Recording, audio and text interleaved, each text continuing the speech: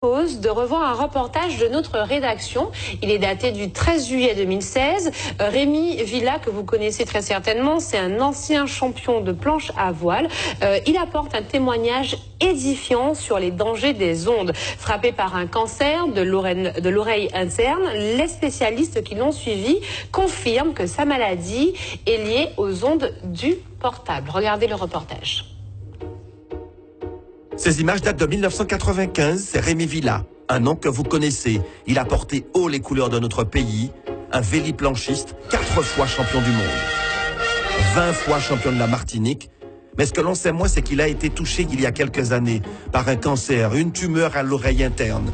Soigné à l'hôpital Pellegrin à Bordeaux, ses médecins lui expliquent que cette tumeur serait liée à l'utilisation du téléphone portable.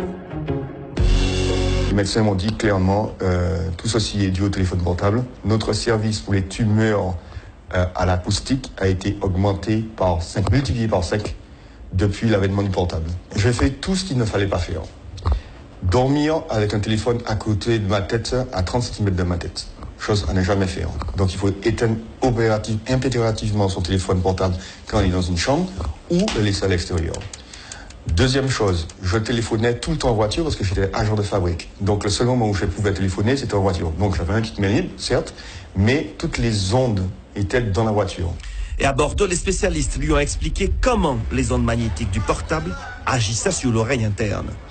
Vous avez dû plus contraster par vous-même que quand vous téléphonez longtemps, votre oreille chauffe. Et bien ça, qu'est-ce que ça fait? Ça simplement cuit votre oreille. Et donc l'oreille interne est extrêmement fragile. Et donc, parce que c'est tout petit organisme, etc. Donc forcément, on l'abîme, on la cuit et on finit par la détruire. Donc le téléphone portable, quand quelqu'un m'appelle, je l'utilise comme ça, microphone allumé, et je parle. Ou bien, loin de la tête, jamais comme ça. Et puis il y a les conseils aux parents concernant l'utilisation des portables pour les enfants.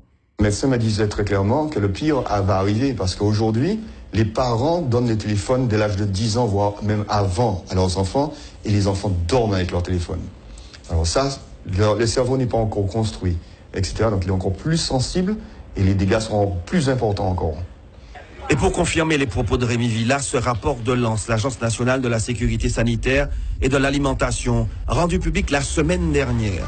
Il recense les sources auxquelles sont exposés les enfants, Wi-Fi, jouets connectés, téléphones portables, tablettes. Mais ce que l'on apprend dans cette étude, c'est que des chercheurs japonais et taïwanais ont trouvé que ces ondes agiraient sur la santé mentale des préadolescents. Dépression, comportement à risque, tentative de suicide pourraient être provoquées par l'utilisation précoce de ces objets connectés. Et enfin, dernier conseil de Rémi Villa, éviter les portables dans les poches. Les ondes affectent également les organes génitaux. Vous venez de voir un reportage de la rédaction télé de la Première. Effectivement, Rémi Villa, ancien champion de planche à voile.